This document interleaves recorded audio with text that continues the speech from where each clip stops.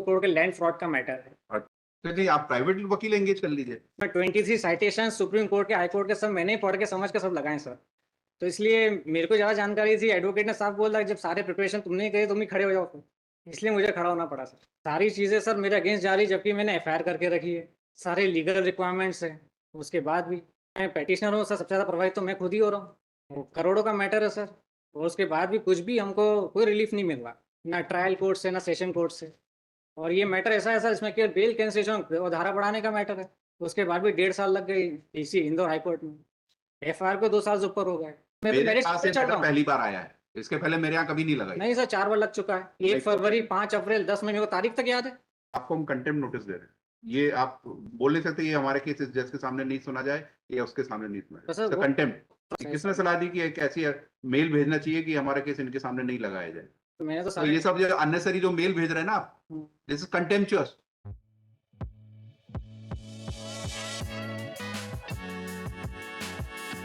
MCR से 2175745 sir 2 crore के land fraud का मैटर है। अच्छा, 5 कूट अर्जित दस्तावेज है सर। फर्जी नामांतरण आवेदन पत्र, फर्जी शपथ पत्र, फर्जी अनापत्ति शपथ पत्र, फर्जी अतिपूर्ति लेख और नकली वसतनामा। आप पीयूष है? हाँ सर, मैं कंप्लेंट पिटीशन पीयूष हूँ। आप खुद करेंगे बहस? हाँ सर, मैं खुद सर इसमें 18/10/23 का एक ऑर्डर हुआ था हाँ कि इन्होंने गलत तरीके से वो लीगल एड की सहायता मांगी थी, उसमें से इंक्वायरी के लिए ऑर्डर दिया था और रिपोर्ट मांगी थी। हाँ वो रिपोर्ट आ चुकी है, वो देखिए। सर मुझे तो नॉन फाइनेंशियल रीजन से मेरे को लीगल एड मेरे को दिया गया था, क्योंकि मैं खुद एक पिटीशन पर्सन अपीयर हो रहा था। कोई फाइनेंशियल कॉज, फाइनेंशियल रीजन कुछ भी नहीं था। और मैं तो हमेशा से पिटीशन पर्सन ही अपीयर हो रहा था। पर पीसी गुप्ता सर को ऐसा लगा कि मैं पिटीशन पर्सन अपीयर हो करके ढंग से केस को प्रेजेंट नहीं कर पा रहा हूँ, इस कारणवश मेरे को लीगल एड दिया। ठीक है, तो आप लीगल एड नहीं आप प्राइवेट वकील एंगेज कर लीजिए। नहीं सर, मेरे को सर सारे लिस्ट ऑफ डॉक्यूमेंट 250 से 300 पन्ने के मैंने खुद ने ही सब यहाँ पे लगाए हैं। उसमें 23 साइटेशन सुप्रीम कोर्ट के, हाई कोर्ट के सब मैंने ही पढ़ के समझ के सब लगाए सर। तो इसलिए मेरे को ज़्यादा जानकारी थी। एडवोकेट ने साफ बोला जब सारे प्रिपरेशन तुमने ही करे तुम ही खड़े हो जाओ फिर। इसलिए मुझे खड़ा होना पड़ा सर। इतना बड़ा मेल क्या किया आपने? हाँ सर, बहुत लंबा क्या मेल क्या क्यों किया आपने? अब सर वो इसलिए कि सर बहुत सारी चीज़ें मेरे अगेंस्ट जा रही थी, जबकि लीगल प्रोविजंस थे। उसके बाद भी सर मैंने बहुत मतलब लंबा चौड़ा जुडिशियल करप्शन देखते आ रहा हूँ सर। मेरा मैटर ही ऐसा है, लाइफ टाइम इम्प्रिजनमेंट और डेथ पनिशमेंट का डबल लिंक मैटर है सर। सारी चीज़ें सर मेरे अगेंस्ट जा रही, जबकि मैंने एफआईआर करके रखी है। सारे लीगल रिक्वायरमेंट्स है। उसके बाद भी मैं पेटिशनर हूँ सर। सबसे ज़्यादा प्रभावित तो मैं खुद ही हो रहा हूँ। वो करोड़ों का मैटर है सर। और उसके बाद भी कुछ भी हमको कोई रिलीफ नहीं मिल रहा, ना ट्रायल कोर्ट से ना सेशन कोर्ट से। और ये मैटर ऐसा है सर, इसमें केवल बेल कैंसिलेशन और धारा बढ़ाने का मैटर है। उसके बाद भी 1.5 साल लग गई इसी इंदौर हाईकोर्ट में।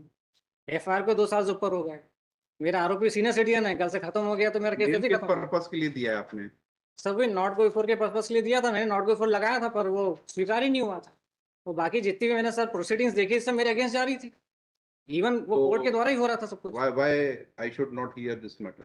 सर आपने हमारे लिए लिखा ना कि हमें सुनना नहीं चाहिए, क्यों? अब सर नॉट गो बिफोर के लिए लगाया था मैंने सर। क्यों? अब सर इसलिए क्योंकि 4 बार हम यहाँ पे प्रेजेंट हुआ था, आपकी ओर से रिस्पॉन्स दिया था। आपको हम कंटेम्प्ट नोटिस दे रहे हैं। ये आप बोल नहीं सकते ये हमारे केस इस जज के सामने नहीं सुना जाए या उसके सामने नहीं सुना तो जाए। सर वो कंटेम्प्ट प्रावधान तो है नॉट गो बिफोर का, वो केस स्टेटस में दिखता भी है not go before by advocate जो भी हो, वो तो प्रावधान है वो तो। नहीं नहीं ऐसा कोई प्रावधान और मैं तो नहीं। सर आपके पास गया भी था, आपके पास में आए भी सर नॉट गो फॉर। मेरे को यही बताया गया था अगर कोई नॉट गो फॉर का आपको मतलब ऑर्डर चाहिए तो जिस दिन आपकी केस की तारीख होती है हाँ तो फिर आप जज साहब के सामने नॉट गो फॉर का रिक्वेस्ट कर किसने सकते सलाह हैं। दी आपको ये? कि सही किसने सर। सलाह दी कि एक ऐसी मेल भेजना चाहिए कि हमारा केस इनके सामने नहीं लगाया जाए? अब सर वो मैंने तो नॉट गो फॉर का एप्लीकेशन किया था, उसके बाद फिर मेल के ऊपर आया मैं कहाँ है पहले एप्लीकेशन आपकी? वो ये नंबर? हाँ सर 26 अप्रैल की डेट में था सर वो। मैं तो प्रिंसिपल रजिस्ट्रार साहब से मिला भी था मैं जबलपुर हाईकोर्ट भी गया था। वहाँ पे हेमंत जोशी सर जो प्रिंसिपल रजिस्ट्रार जुडिशियल है, उनसे भी मेरी मुलाकात हुई पर्सनली। सर मैं सारे प्रोसेस को फॉलो किए, वो सारे के साथ जितनी भी गतिविधियां थी उसी का मैंने उल्लेख करा।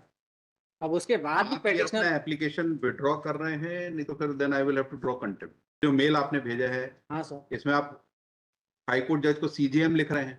नहीं, what is all this? CGM Abhishek Nagaraj भी उसमें है, और जो ट्रायल कोर्ट और सेशन कोर्ट के जजेस का नाम भी है। सर जो मैंने जुडिशियल करप्शन देखा है उसी को तो मैंने उल्लेख करा उसमें। ठीक है, मतलब ये मेल आपका भेजा हुआ है, देन हाँ, एक्सेप्ट हाँ। Notice of contempt. सर अगर इसमें नॉट गो फॉर आ जाए तो ठीक है सर, अगर नॉट गो फॉर यहाँ से जारी हो जाता है तो वो भी ठीक है। क्यों? ऐसा नहीं होता कि आप चाहेंगे कि हमारा केस इस जज के सामने लगे या उस जज के सामने, ये आपकी इच्छा में नहीं। जो हाई कोर्ट जहाँ लगाएगा वहाँ वहां बहस करनी पड़ेगी आपको। तो सर फिर नॉट बिफोर फिर अपन पिटिशनर या फिर एडवोकेट का फिर उसमें क्यों क्लॉज लिखा आता है नॉट बिफोर बाय वो एडवोकेट? हमारा इंटरनल रीजन है, it is nothing to do with you. वो हमारा, वो जज अगर बोले कि ये केस हमको नहीं सुनना तो वो तो उसमें लिखा था कि नॉट गो बिफोर। हाँ तो you can not claim as a matter of right. Sir मैंने कई बार देखा नॉट बिफोर तो एडवोकेट्स इसलिए आपको बोला गया था कि वकील लगाइए, क्योंकि आपको हाईकोर्ट का प्रोसीजर नहीं पता है, इसलिए आपको जज साहब ने सलाह दी थी कि आप वकील लगाइए। तो सर मैंने तो तो ये सब जो अननेसरी जो मेल भेज रहे हैं ना आप, this is contemptuous. Sir contemptuous तो सर मैंने तो सारी गतिविधियां लिखी है, इतना लंबा मैं जुडिशियल करप्शन देख रहा हूँ। Then accept notice if you are still pressing your email.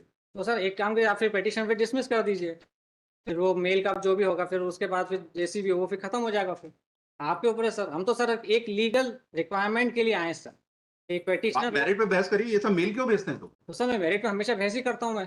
मैं तो सारे के सारे सर 250-300 पन्ने तो मैंने तो लगा के रखे, 23 साइटेशंस मैंने लगाए सर, सुप्रीम कोर्ट के, जज, हाई कोर्ट्स के।